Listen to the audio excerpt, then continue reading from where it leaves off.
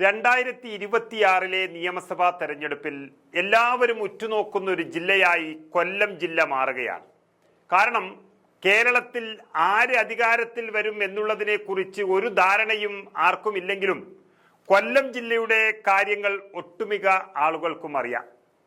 ഇടതുപക്ഷത്തിൻ്റെ ഉരുക്കുകോട്ട എന്നറിയപ്പെടുന്ന കൊല്ലം ജില്ലയായിരിക്കും ഇനി വരാൻ പോകുന്ന നിയമസഭാ തെരഞ്ഞെടുപ്പിലെ ചരിത്രത്തിൽ തന്നെ ഏറ്റവും വലിയ തോൽവി ഇടതുപക്ഷം ഏറ്റുവാങ്ങുന്നതിന് തയ്യാറായിരിക്കുന്നത് എന്നാണ് ഇടതുപക്ഷ സഹയാത്രികർ വരെ പറഞ്ഞു തുടങ്ങിയിരിക്കുന്നത്. അത്രയ്ക്കും ഭരണവിരുദ്ധ വികാരമാണ് കൊല്ലം ജില്ലയിൽ നിലനിൽക്കുന്നത്. CPI-യും CPM-ഉം RSPയും അടക്കമുള്ള ഇടതുമുന്നണികൾ കക്ഷികൾ എല്ലാം തന്നെ ഒരുപോലെ സ്വാധീനം ചെലുത്തുന്ന കൊല്ലം ജില്ലയിൽ ഇത്തവണ പിണറായി ഭരണം അവസാനിപ്പിക്കാനുള്ളൊരു പോരാട്ടത്തിൽ ആണെന്നതാണ് ഒരു വസ്തുത. അതായത് നമുക്കറിയാം, ആകെ 11 നിയമസഭാ മണ്ഡലങ്ങളുള്ള കൊല്ലം ജില്ലയിൽ ഇപ്പോൾ വെറും 2 മണ്ഡലങ്ങൾ മാത്രമാണ് കോൺഗ്രസിന്റെ അല്ലെങ്കിൽ UDFന്റെ കയ്യിലുള്ളത്. ഒന്ന് കരുനാഗപ്പള്ളിയും മറ്റേത് കുണ്ടറയും. കാലാകാലങ്ങളായി ഇടതുപക്ഷത്തിന്റെ ഉറച്ച കോട്ടകളായിരുന്ന ഈ 2 മണ്ഡലങ്ങളും സ്ഥാനാർത്ഥികളുടെ കഴിവും വ്യക്തിപ്രഭാവവും കൊണ്ട് മാത്രം പിടിച്ചെടുത്തതാണ്. കരുനാഗപ്പള്ളിയിൽ CR മഹേഷ് ജയിച്ചത് ഒരു ചരിത്ര സംഭവമായിരുന്നു, കേരള നിയമസഭയുടെ തന്നെ. അതുപോലെ തന്നെ കുണ്ടറയിൽ PC വിഷ്ണുനാഥ് ജയിച്ചതിൽ മേഴ്സിക്കുട്ടിയമ്മയ്ക്കെതിരെയുള്ള ഒരു പ്രതിഷേധം കൂടിയുണ്ട്. ഏതായാലും ആ 2 മണ്ഡലങ്ങളും ഇപ്പോൾ ആ MLA-മാരുടെ കയ്യിൽ ഭദ്രമായി നിൽക്കുന്നു എന്നുള്ളതാണ് സത്യം. ഇവയ്ക്ക് പുറമെ UDF പിടിച്ചെടുക്കാൻ പോകുന്ന മണ്ഡലങ്ങൾ ഏതാണെന്ന് കൊല്ലംകാർ തന്നെ ഇപ്പോൾ പാടി നടക്കുകയാണ്. അതിലേറ്റവും പ്രധാനപ്പെട്ടതും മുന്നിൽ നിൽക്കുന്നതും കൊല്ലം നഗരം തന്നെയാണ്.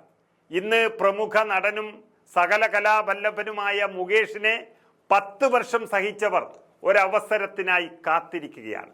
MLA എന്നതിനപ്പുറത്ത് ഒരു സ്ത്രീ വിരുദ്ധനെന്നും പീഡന വീരനെന്നും അറിയപ്പെട്ട മുകേഷ് അല്ല സ്ഥാനാർത്ഥിയെങ്കിലും പ്രതിഷേധം കൂടാനേ സാധ്യതയുള്ളൂ. മാത്രമല്ല, ബിന്ദു കൃഷ്ണ തന്നെ സ്ഥാനാർത്ഥിയായി UDFന്റെ ഭാഗത്തു നിന്ന് വരുന്നതോടെ കഴിഞ്ഞ തവണത്തെ 2000 ചില്ലാനം ഭൂരിപക്ഷ വോട്ടുകൾ പെട്ടെന്ന് മറികടക്കാനാകും എന്നും ഉറപ്പാണ്. ബിന്ദു കൃഷ്ണ മണ്ഡലത്തിൽ സജീവമാണ്. അവർ കുറെ കാലം കൊല്ലം DCCയുടെ അധ്യക്ഷയായിരുന്നു.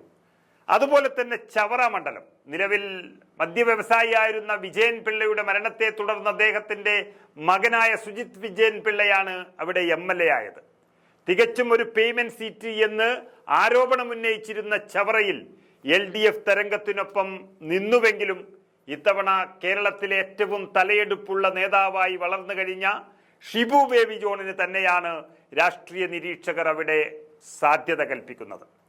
ഷിബു ബേബി ജോൺ മുൻ മന്ത്രി എന്ന നിലയിലും ബേബി ജോണിന്റെ മകൻ എന്ന നിലയിലും മാത്രമല്ല, സാധാരണക്കാരന്റെ കൂടെ നിൽക്കുന്ന ഒരു നേതാവെന്ന നിലയിലും ജയസാധ്യത വളരെയേറെയെന്ന് വിലയിരുത്തപ്പെടുന്നു. ചവറയും UDF ഉറപ്പിക്കുന്ന മണ്ഡലങ്ങളിൽ ഒന്നായി കഴിഞ്ഞു. ഇനി കുന്നത്തൂറാണ് മറ്റൊരു സീറ്റ്. ഇതേ RSPയുടെ മണ്ഡലം തന്നെയാണ് അതും. സത്യത്തിൽ കുന്നത്തുകാർ മടുത്തു പോയിരിക്കുന്നു. 2001 മുതൽ 2026 വരെ ഒരേ MLA, 1/4 നൂറ്റാണ്ട് കാലം ഒരേ MLA കോവൂർ കുഞ്ഞുമോൻ. ജനങ്ങൾ സ്നേഹിക്കുന്നത് കൊണ്ടല്ലേ ഞാൻ പിന്നീടും ജയിക്കുന്നതെന്ന് അദ്ദേഹം പറയുന്നുണ്ട്.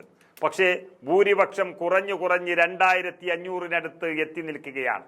മാത്രമല്ല, എതിർ സ്ഥാനാർത്ഥി UDFലെ RSP സ്ഥാനാർത്ഥി തന്നെയായ ഉല്ലാസ് കോവൂർ തന്നെ വരുമെന്നും ഉറപ്പാണ്. സംവരണ മണ്ഡലമായതുകൊണ്ട് കൂടുതൽ ആളുകൾ ഇതിലേക്ക് വരാനും ഇടയില്ല. കോവൂർ കുഞ്ഞുമോൻ ഇടത് RSPയുടെ MLA ആണ്. അതുകൊണ്ട് മാറി നിൽക്കാൻ പറഞ്ഞാലും അദ്ദേഹം മാറില്ല. വിമതനായെങ്കിലും വരുമെന്നൊരവസ്ഥയാണ് അവിടെ ഉള്ളത്. അതുകൊണ്ട് LDFന് അത് സുരക്ഷിത മണ്ഡലമല്ല. ഉല്ലാസ് കോവൂരും മണ്ഡലത്തിൽ നല്ല ബന്ധം സ്ഥാപിച്ച സാഹചര്യത്തിൽ ഭരണവിരുദ്ധ വികാരം കൂടിയാകുമ്പോൾ കുന്നത്തൂരും UDFനൊപ്പം നിൽക്കുമെന്ന് തന്നെയാണ് ഉറപ്പിക്കുന്നത്. അതുപോലെ UDF കൊല്ലം ജില്ലയിൽ വിജയിക്കാൻ സാധ്യതയുള്ള 6ാമത്തെ സീറ്റ് എന്ന് പറയുന്നത് കൊട്ടാരക്കരയാണ്. കൊട്ടാരക്കരയുടെ മണ്ണും മനസ്സും വലതുപക്ഷത്തിനൊപ്പം പലതവണ നിന്നിട്ടുള്ളതാണ്. R ബാലകൃഷ്ണപിള്ള MLA ആയതും മന്ത്രിയായതുമൊക്കെ കൊട്ടാരക്കരയിൽ നിന്നും ജയിച്ചുകൊണ്ടാണ്. പക്ഷെ ഇപ്പോൾ ധനമന്ത്രി ബാലഗോപാലാണ് അവിടുത്തെ MLA. 2021 എതിർ സ്ഥാനാർത്ഥി ദുർബലമായിട്ട് പോലും 10,000-ഓളം വോട്ടുകൾക്ക് മാത്രം ജയിച്ച കൊട്ടാരക്കരയിൽ നല്ലൊരു സ്ഥാനാർത്ഥി വന്നാൽ സുഖമായി UDF പിടിച്ചെടുക്കും. അതിനിടയിൽ പറഞ്ഞു കേൾക്കുന്നത് പ്രകാരം മുൻ MLA CPM നേതാവ് കൂടിയായിരുന്ന ഐഷ പോറ്റി കോൺഗ്രസിലേക്ക് വരുന്നു എന്നുള്ളതാണ്. അവർക്ക് കൊട്ടാരക്കരയിൽ വലിയ സ്വാധീനവും ജനസമ്മതിയുമാണുള്ളത്. ബാലകൃഷ്ണപിള്ള എന്ന രാഷ്ട്രീയ അധികായന്റെ രാഷ്ട്രീയ ജീവിതം തന്നെ അവസാനിപ്പിച്ച വനിതാ നേതാവാണ് ഐഷ പോറ്റി. CPM ഇപ്പോൾ മാറ്റി നിർത്തിയത് അവരെ കോൺഗ്രസിലേക്ക് അടുപ്പിക്കുന്നു എന്ന വാർത്തകൾ വരികയാണ്. അങ്ങനെ വന്നാൽ കോൺഗ്രസിന് സുഖമായി കൊട്ടാരക്കരയിൽ ജയിച്ചു കയറാം. എന്നാൽ ജില്ലയിൽ മറ്റു മണ്ഡലങ്ങളായ ഇരവിപുരം, ചാത്തന്നൂർ, പുനലൂർ, ചടയമംഗലം എന്നിവ ജയിക്കാൻ UDFന് ഇന്നത്തെ സാഹചര്യത്തിൽ കഴിയില്ല എന്ന് തന്നെ പറയാം. സംഘടനാ സംവിധാനം ശക്തമല്ല കൊല്ലം ജില്ലയിൽ UDFന്റെ, പ്രത്യേകിച്ച് കോൺഗ്രസിന്റെ. മുൻപ് പറഞ്ഞ 6 മണ്ഡലങ്ങൾ ജയിക്കുന്നത് സംഘടന വലിയ ശക്തമായതുകൊണ്ടൊന്നുമല്ല, സ്ഥാനാർത്ഥിയുടെ മികവും ഭരണവിരുദ്ധ വികാരവും കൊണ്ടായിരിക്കും ജയിക്കാൻ പോകുന്നത്. അതുപോലെ മന്ത്രി ഗണേശനും കോൺഗ്രസിലെ ജ്യോതികുമാർ ചാമക്കാലയും മത്സരിക്കുന്ന ജില്ലയിലെ 11ാമത്തെ മണ്ഡലമായ പത്തനാപുരത്ത് തീപാറും പോരാട്ടമാണ് നടക്കാൻ പോകുന്നത്. എങ്കിലും നേരിയ മുൻതൂക്കം മന്ത്രി ഗണേശന് തന്നെയാണുള്ളത്. മന്ത്രി ഗണേശന് രാഷ്ട്രീയം അറിയാം, ജയിക്കാൻ അറിയാം. അതുകൊണ്ട് അദ്ദേഹത്തിന് എന്ത് പേരുദോഷം വന്നിട്ടുണ്ടെങ്കിലും മണ്ഡലം നോക്കുന്നു എന്നുള്ളൊരു പ്രത്യേകത കൂടിയുണ്ട്. അങ്ങനെ UDFനെ ഇത്തവണ ഭരണത്തിലെത്തിക്കാൻ കേരളം തയ്യാറായാൽ അതിനു മുന്നിൽ തന്നെ നിൽക്കാൻ കൊല്ലം ജില്ലയും തയ്യാറായി കഴിഞ്ഞു എന്നുള്ളതാണ് വസ്തുത.